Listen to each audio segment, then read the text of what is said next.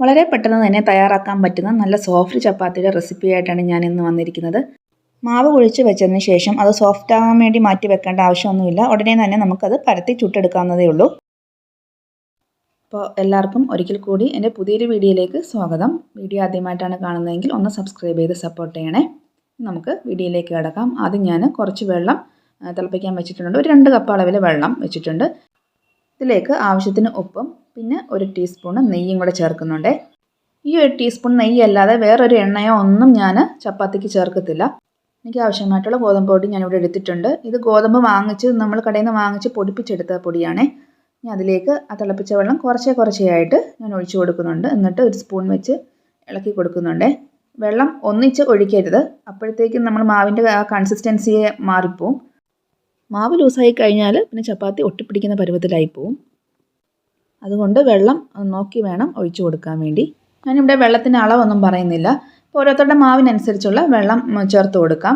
ചില മാവ് നമ്മൾ കടയിൽ നിന്ന് വാങ്ങിക്കുമ്പം കുറച്ച് കൂടുതൽ വെള്ളത്തിൻ്റെ ആവശ്യം വരാറുണ്ട്. ഇതിപ്പോൾ പൊടിപ്പിച്ചെടുത്ത മാവായതുകൊണ്ട് അധികം വെള്ളത്തിൻ്റെ ആവശ്യമൊന്നുമില്ല. എന്നിട്ട് ഞാനൊന്ന് ചൂടാറാൻ വെക്കുന്നുണ്ട്.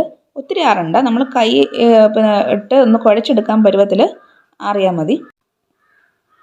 കുഴച്ചെല്ലാം റെഡിയാക്കിയിട്ടുണ്ട്. അധികം നേരമൊന്നും എടുക്കത്തില്ല, കാരണം ചൂടുവെള്ളത്തിൽ കുഴയ്ക്കുന്നതുകൊണ്ട് പെട്ടെന്ന് തന്നെ നമുക്കിത് അയച്ചെടുക്കാൻ പറ്റും. നമ്മൾ വെള്ളം ഒഴിച്ചു കൊടുത്തപ്പോൾ നെയ്യ് ചേർത്തേക്കുന്നതുകൊണ്ട് നമ്മൾ കയ്യിലൊന്നും ഒട്ടിപ്പിടിക്കത്തില്ല കേട്ടോ. നമ്മൾ സെപ്പറേറ്റ് എണ്ണയൊന്നും കയ്യിലൊന്നും തൂക്കേണ്ടെന്ന ആവശ്യമൊന്നുമില്ല, കയ്യിൽ ഒട്ടിപ്പിടിക്കത്തേ ഇല്ല. ഞാനിപ്പം മാവ് 2 ഭാഗമാക്കി എടുത്തിട്ട് അതിൻ്റെയും കൂടെ 2 ഭാഗമാക്കിയിട്ട് ഒന്നുകൂടെ കയ്യിലിട്ടൊന്ന് ഉരുട്ടിയെടുക്കുകയാണ്. നമുക്ക് പരത്താനുള്ള എളുപ്പത്തിന് വേണ്ടിയാണ് ഇങ്ങനെ ചെയ്യുന്നത്. അത്യാവശ്യം നല്ല വലുപ്പത്തിൽ തന്നെയാണ് ഞാൻ ചപ്പാത്തി എടുക്കുന്നത്. അതുകൊണ്ട് തന്നെ കുറച്ച് വലിയ ഉരുളകളായിട്ടൊക്കെയാണ് ഞാൻ എടുക്കുന്നത്. ഇത് ഓരോ ഉരുളകളാക്കി എടുക്കട്ടെ. അപ്പോൾ മാവെല്ലാം ഞാൻ ചെറിയ ഉരുളകളാക്കി എടുത്ത് വെച്ചിട്ടുണ്ട്. നമുക്കിത് പരത്താൻ തുടങ്ങാം. ഞാൻ ആദ്യം എല്ലാം പരത്തി വെച്ചിട്ടാണ് ചുടാൻ തുടങ്ങുന്നത്. അപ്പോൾ ഞാൻ കട്ടിംഗ് ബോർഡാണ് എടുത്തേക്കുന്നത്. അപ്പോൾ എനിക്കിതാണ് സൗകര്യം, അതുകൊണ്ടാണ് കട്ടിംഗ് ബോർഡ് എടുത്തത്. നമ്മൾ വിശാലമായിട്ട് പരത്താൻ പറ്റും. പിന്നെ PVC പൈപ്പ് എടുത്തിട്ടുണ്ട്. ഇതെല്ലാം എനിക്ക് പരത്താൻ സൗകര്യത്തിലാണ് ഞാനത് എടുത്തിരിക്കുന്നത്. പൊട്ടിപ്പിടിക്കാതിരിക്കാൻ വേണ്ടി കുറച്ച് മാവും കൂടെ ഇട്ട് കൊടുക്കുന്നുണ്ട്.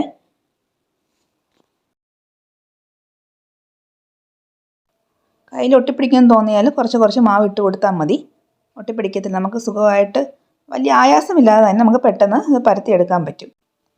പരത്തി കഴിഞ്ഞ ശേഷം ഒന്ന് തട്ടിക്കൊടുത്താൽ ആദ്യമുള്ള മാവങ്ങ് പൊയ്ക്കോളും. ചപ്പാത്തി ആദ്യമായിട്ട് ഉണ്ടാക്കുന്നവർക്ക് വേണ്ടിയാണ് ഞാൻ ഇത്രയും ഡീറ്റെയിൽ ആയിട്ട് പറയുന്നത് കേട്ടോ. ചപ്പാത്തി പ്രസ് എൻ്റെ കയ്യിലുണ്ട്, പക്ഷെ ഞാൻ അങ്ങനെ ഉപയോഗിക്കത്തില്ല. അതിനകത്ത് പ്രസ് ചെയ്ത് നമ്മൾ ചപ്പാത്തി പരത്തുമ്പോഴുണ്ടല്ലോ പലയിടത്തും പല കട്ടിയായിട്ട് എനിക്ക് തോന്നിയിട്ടുണ്ട്. നിങ്ങൾക്ക് അങ്ങനെയാണോ?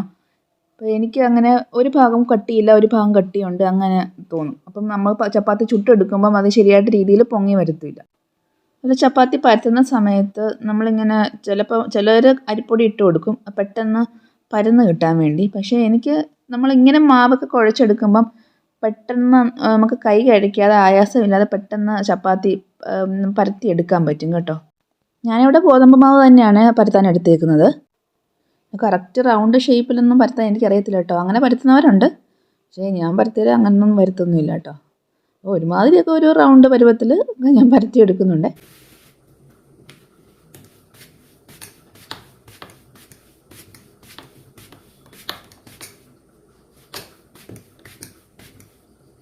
ചപ്പാത്തി എല്ലാം പരത്തി എടുത്തിട്ടുണ്ട്. ഞാനിത് ചുടാൻ തുടങ്ങുകയാണ്. ഫുൾ ഫ്ലെയിമിൽ തന്നെ വെക്കാൻ നോക്കണം. ചപ്പാത്തി ഇട്ടിട്ട് ചെറുതായിട്ടൊന്ന് ചൂടായി വരുമ്പോൾ തന്നെ നമ്മളിത് മറിച്ചിട്ട് കൊടുക്കണം. ഈ മറിച്ചിട്ട ഭാഗം നന്നായിട്ട് ചൂടായിട്ട് ചെറിയ കുമ്മളകളായിട്ടൊക്കെ വരും കേട്ടോ.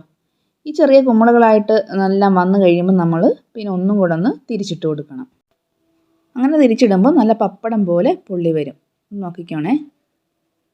അപ്പം ഫ്ലെയിം നല്ല ഫുള്ളിൽ ഇരിക്കണം. നല്ല പപ്പടം പോലെ ഇതേപോലെ പൊള്ളി വരും. നമുക്കിതെടുത്ത് മാറ്റി വെക്കാം. ഇനി അടുത്ത ചപ്പാത്തിയും കൂടെ ചുട്ട് കാണിക്കാം. ഇട്ട് ചെറുതായിട്ടൊന്ന് ചൂടായി വരുമ്പോൾ അത് മറിച്ചിട്ടിട്ട് ചെറിയ കുമ്മളകളൊക്കെ വരണം.